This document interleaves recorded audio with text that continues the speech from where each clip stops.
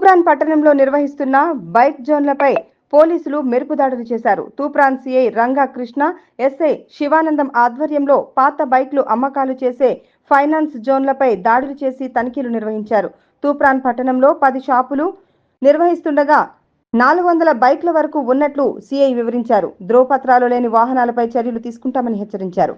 Finance చెల్లించని బైక్లను seize చేసి వాటికి ఎన్ఓసీలు రాకముందే బైక్ జోన్ నిర్వాహకులు అక్రమంగా వినియోగదారులకు అధిక వడ్డీలకు అంటగడుతూ నిలువు దోపిడీకి పాల్పడుతున్నారని సిఐ రంగాకృష్ణ తెలిపారు. ఒరిజినల్ ఆర్సీ కలిగి ఉన్న బైకులను మాత్రమే కొనుగోలు చేయాలని వినియోగదారులకు సిఐ సూచించారు.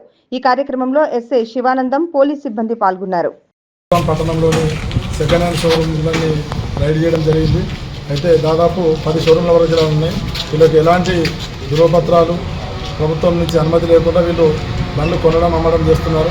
దీనివల్ల సామాన్య ప్రజలు నష్టపోతున్నారు. ఎందుకంటే వాళ్ళు ఫైనాన్స్ వాళ్ళకు పరిస్థితి బాగాలేక వాళ్ళు ఫైనాన్స్ కట్టలేకపోతే ఆ బండ్లు తీసుకొచ్చి సీజ్ చేసి వాళ్ళ నుంచి ఆ ఫైనాన్స్ క్లియర్ చేయకముందుకే ఎన్ఓసి రాకముందుకే వీళ్ళు ఏం చేస్తున్నారు, మళ్ళీ వేరే వాళ్ళకి అమ్మేస్తున్నారు. పాపం వాళ్ళకి తెలియక ఒక తక్కువ దొరుకుతుందని చెప్పేసి బండ్లు కొనుక్కొని పోతున్నారు. అక్కడక్కడ రోడ్డు ప్రమాదాలకు గురవుతున్నారు. అప్పుడు మేము కేసు రిజిస్టర్ చేద్దామంటే అప్పుడు ఓనరు వీళ్ళు ఉండరు, ఎవరైతే ఫస్ట్ ఓనర్ ఉంటారో వాళ్ళు ఉంటారు. వాళ్ళకి ఏం తెలియదు. వాళ్ళ మీద 304 యాక్సిడెంట్ కేసులు వేయడం జరుగుతుంది. దానివల్ల వాళ్ళకి ఫ్యూచర్లో 10 లక్షల రూపాయల వరకు కూడా కోర్టు జరిమానా విధించే అవకాశం ఉంటుంది, లేకపోతే జైలు శిక్ష చేసే అధికారం ఉంటుంది. కాబట్టి వీళ్ళకు అమాయకులు బలైపోతున్నారు అని చెప్పేసి ఈరోజు అన్ని షాపులలో రైడ్ చేస్తే దాదాపు 300-400 బైకులు మాకు ఇంకా కూడా గోడౌన్స్లో ఇంకా తీస్తున్నాం. వీళ్ళకి ఎలాంటి అనుమతి లేకుండా అధిక వడ్డీకి 2.5 రూపాయలు 3 రూపాయలకి అధిక వడ్డీ తీసుకొని వీళ్ళు ఫైనాన్స్ ఇస్తున్నారని కూడా మాకు సమాచారం వచ్చింది. వీళ్ళ ధృవపత్రాలన్నీ పరిశీలిస్తున్నాం. వీళ్ళ కంపెనీ వాళ్ళని కూడా అడుగుతున్నాం. అలాగే మామూలుగా వేరే వాళ్ళు తూప్రాన్ లోకల్ వాళ్ళు కొంతమంది షాపులు నడిపిస్తున్నారు.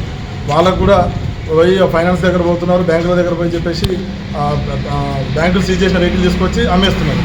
అవి 45 రోజుల దాకా కూడా వాళ్ళ పేరు మీదకి ట్రాన్స్ఫర్ కాదు. అప్పటిదాకా ఎవరు కూడా వాళ్ళ దగ్గర వెహికల్స్ కొనొద్దు, కొంటే మీరే ఇబ్బందులు పడతారు. ఎందుకంటే వాళ్ళ పేరు మీద ఎన్ఓసీ రాకుండా వాళ్ళు అమ్మే అధికారం లేదు. వాళ్ళు డిస్ప్లే పెట్టి అమ్మేస్తున్నారు. ఒక్కొక్క షాపు కూడా 30 బండ్లు, 40 బండ్లు, 50 బండ్లు ఉన్నాయి. ఈ బండ్లకు ఎలాంటి అనుమతి లేదు. అవి కొనొద్దు. వాళ్ళ దగ్గర ఒరిజినల్ ఆర్సీ చూపించిన తర్వాత మీరు కొనుక్కోవాలి.